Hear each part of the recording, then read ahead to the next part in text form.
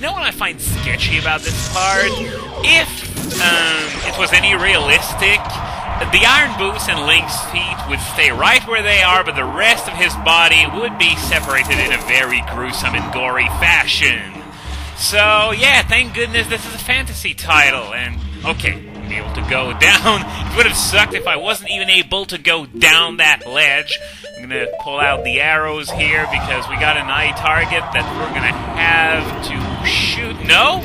As you can see, the eye target shoots fire at us, but apparently the door is not locked. For some reason, I remembered it being locked, so...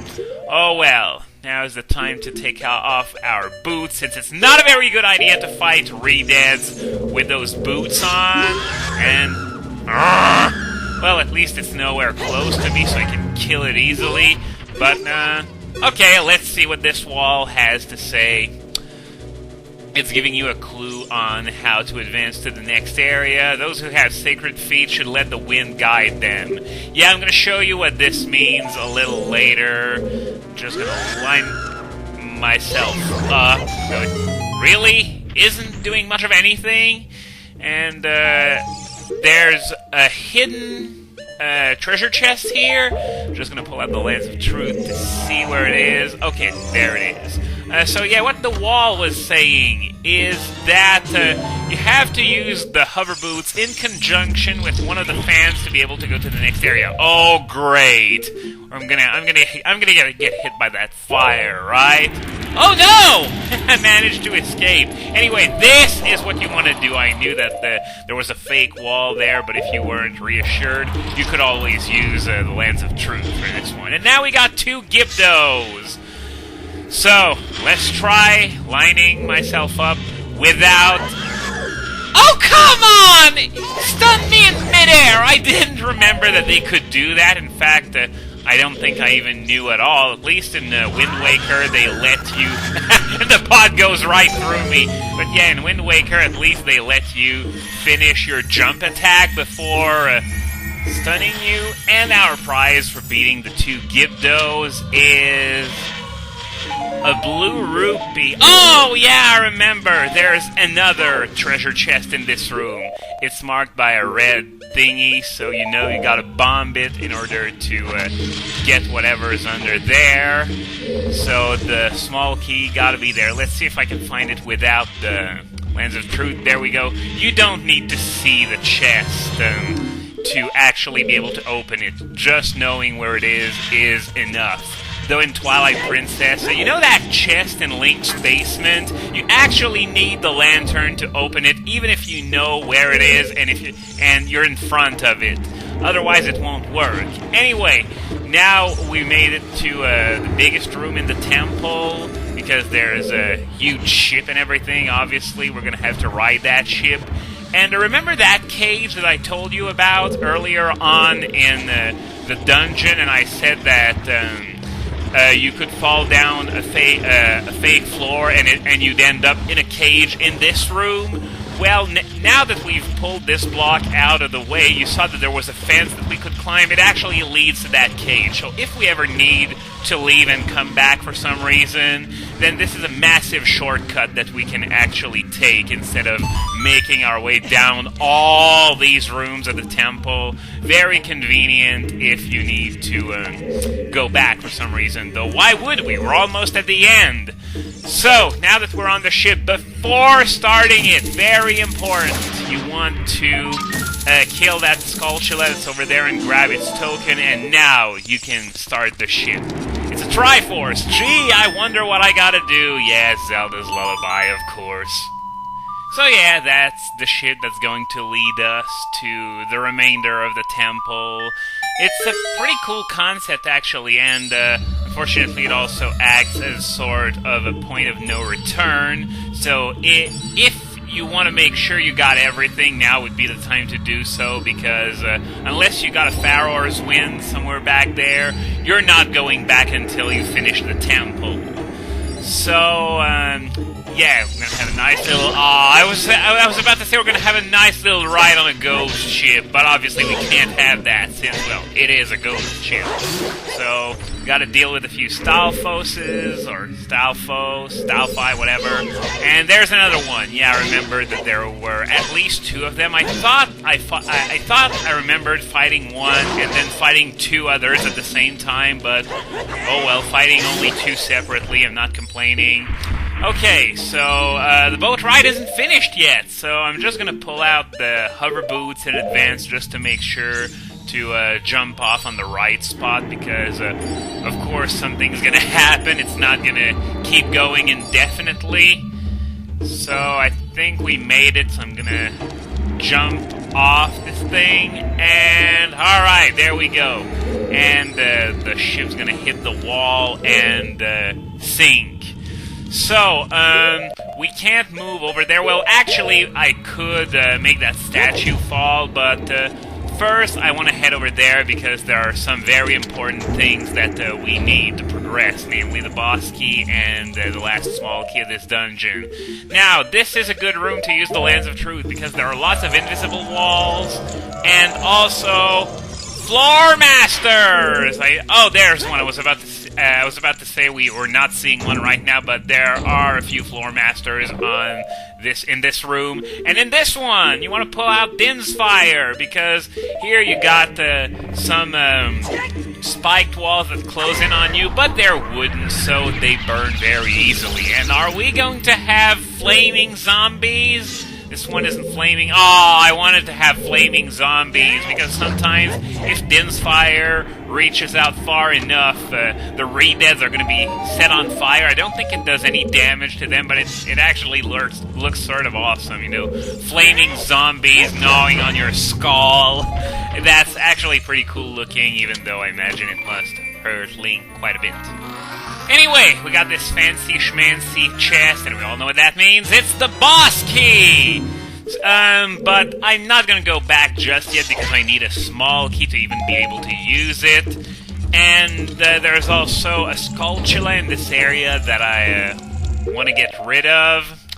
Okay, I'm gonna go back to the Lens of Truth just to have an idea where I'm going and be wary of those floor masters as well. And which room is that? Oh yeah, it's the one with the spinning skulls. If you remember earlier in this temple, there was a place with only one of these skulls, but now there are 3. And oh hey, here's the last gold Skulltula in this dungeon. At least I think it's the last, unless I skipped one, which I don't think I did. Just going to take a look real quick, and yep, we got all the Skulltulas in the Shadow Temple. So, now there are bomb flowers up there. So I'm gonna go with a little self-imposed challenge and blow all these skulls up without using any of my actual consumable bombs. Okay, let's see here. Oh, so close! Oh well, let's try this again one more time. Oh yeah, awesome! I barely got it. And okay, what do we got in there? It's just a bunch of arrows, nothing interesting. I'm not expecting anything like a small key or anything, because I know it's in the last room that I haven't checked out yet in this area, but let's see, maybe there's going to be something more interesting than just arrows in the other 2.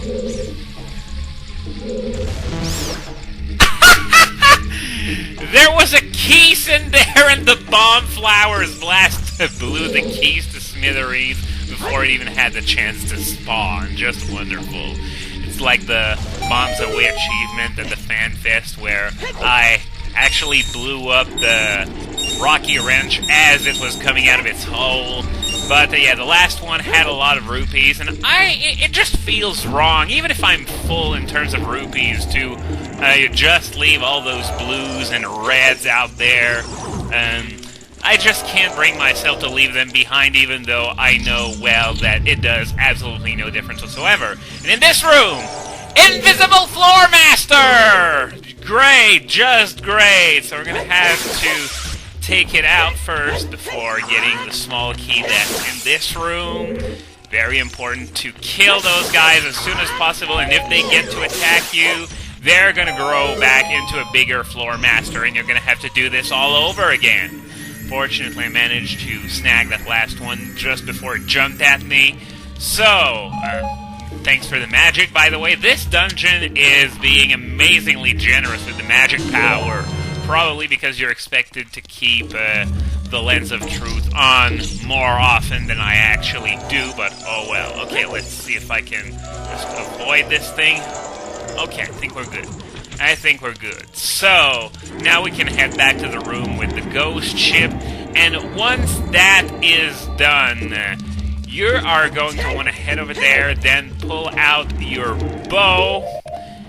Just gonna do that, and then aim at the bomb flowers over there and shoot them, and they're gonna cause a chain reaction that's going to cause the statue to fall down and create a bridge. Wow, it was really convenient that all those bomb flowers were there. Otherwise, might have been a little bit of a problem, but then again, it's standard fare for video games. The villain leaves you just enough wiggle room to get through those dungeons just fine, because villains never actually want to win. Anyway, I'm going to go with the hover boots as well as the bow and the Lens of Truth in preparation for the boss, since this is the last room before the boss. And that's all there is to it, just a few invisible platforms.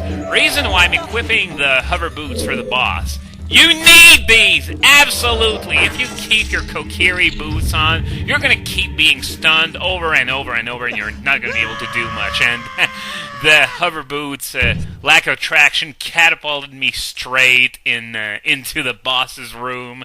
Not that I actually care, because that's where I was heading anyway. Anyway, when I was saying comic relief boss, yeah, the evil shadow spirit. He's just a drum-loving, fun little demon. But if you are on an off day, it will kick your ass. It happened to me sometimes, even with the hover boots. I've had very bad fights on this guy. Anyway, name is Bongo Bongo. Oh crap! 2 hearts of damage! Now that's a lot. I'm not used to bosses doing that much anymore. But otherwise, wow, I'm doing so well that I don't even have time to explain the patterns you gotta take. What do you want to do? You want to use your arrows to shoot both of the hands, sort of like Godon from Wind Waker. Once again, second LP in a row where I compare a boss to Godon. And once both hands are stunned, you charge up a spin attack, then you do this when it charges at you, and oh my god, that was fast. That was really fast. I didn't check the time it took. I'm going to make sure to go back and see how much time that took, because it took less than a minute. Of that, I am absolutely sure. Bongo Bongo in less than a minute. And I've had a few people telling me that they considered this to be the hardest boss in the entire game. And I beat it in less than a minute. Wow! Looking at the timer there, it looks like we're once again going to have to cut this video in the middle of a cutscene at the Chamber of the Sages. Sorry, I'm not doing all this on purpose. I guess I could stop now, but then again, I'm still bound by the time limit, so I think I ought to cram as much footage in one video as I possibly can. For you guys, because I love you. Anyway, back into the Chamber of the Sages for the now traditional post-dungeon speech, and this time it's going to come from Impa. Yeah, big spoilers. The only reason why we had any clue was because Sheik told us, because we actually met Darunia and Ruto in their temples, and Sheik spilled the beans on Saria as well. But yeah, Impa didn't really do a whole lot. I wonder exactly what she was hoping to do against Bongo Bongo, because she wasn't the one with the Lens of Truth, which is apparently a unique item. There aren't 2 of them in the world. Well, I guess if you really want to go into semantics, it depends on what you think the relationship is between Hyrule and Termina, because there's a Lens of Truth in Termina as well. Anyway, as I said, we're sort of running out of time here, but just before we do that, we're gonna have Sheik tell us that there's nothing to worry about. Zelda is in a safer abode, namely her Sheik costume, because apparently Ganondorf is too dumb to see through it.